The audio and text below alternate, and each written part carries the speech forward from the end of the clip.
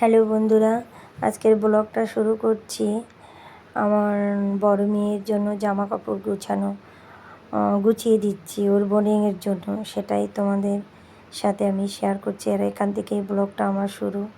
সব সময় পরার জন্য যে জামা কাপড়গুলো দরকার, গরমের ড্রেসগুলো, সেগুলোই আমি দিচ্ছি। এখন আপাতত শীতের কোনো কিছু দেব না। আর কি বলে, দুটো মোটামুটি ভালো জামা দিয়েছি, আর দেইনি চুড়িদার।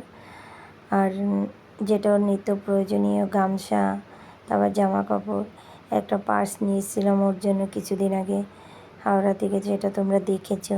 সেই পার্সটা আমি দিয়ে দিই যদি কোনো কারণে লাগে ওখানে, সে কারণে দিয়ে দিচ্ছি পার্সটা। ওর পার্সটা খুব পছন্দের, ওর খুব পছন্দ হয়েছে পার্সটা, তাই ওকে দিয়ে দিচ্ছি।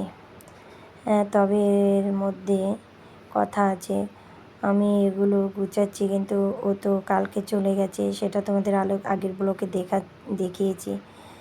যাই হোক, আরও কিছু ব্যাপার আছে, বলবো তোমাদেরকে, তোমরা দেখো। এই দেখো, একটা বিছনা চাদর দিলাম, আর ওই শতরঞ্জিটা দিয়ে দিলাম। আর এদিকে হলো আর একটা বিছনা চাদর দিলাম পুরনো দেখে। একটা কাঁথাও দিয়ে দেব, যেহেতু বর্ষার সময় ঠান্ডা ফান্ডা লাগলে যাতে গায়ে দিতে পারে, সেজন্য একটা বালিশ দিয়ে দিলাম।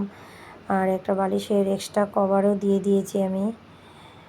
আর এবার এটা তো মোটামুটি গুছানো হয়ে গেল।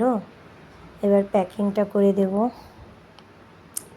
অনেকটাই উঁচু হয়ে গেছে, চাই চেপে এটাকে বেশ আটকে দিয়ে দিতে হবে, আর লক করে দেব।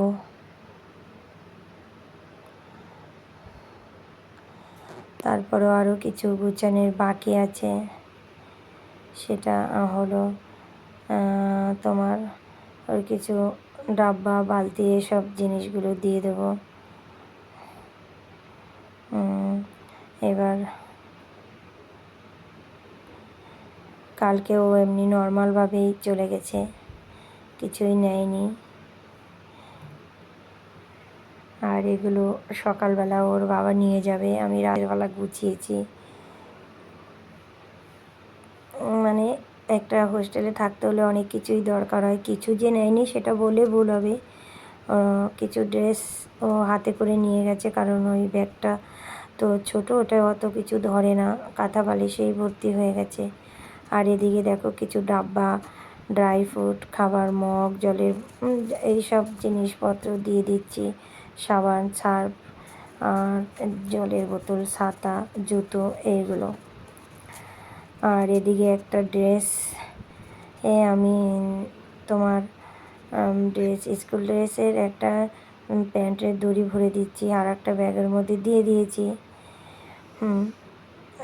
কালকে থেকে, মানে কালকে বলতে আজকে আমি ব্লগটা ছাড়ছি। আজকে সকালবেলা ওর বাবা যাবে, যাতে আজকে স্কুল ড্রেস পরেই যেতে পারে। কালকে স্কুলে ভর্তির প্রসেসিং ছিল, তাই আর ড্রেসে দরকার হয়নি, আনড্রেসেই গেছে। আর কালকে রাতটাই ও ওখানে কাটিয়েছে। তারপরে ওর বাবা যাওয়ার পরে কি বলেছে বা কি হয়েছে তোমাদের সাথে সেটা আমি শেয়ার করব, ধীরে ধীরে বলছি। দেখো, হয়তো তোমরা ভাবছো যে কি ঘটনা, যে মেয়ে চলে গেছে তারপর আবার এইসব ব্যাগপত্র গুছিয়ে দিচ্ছে,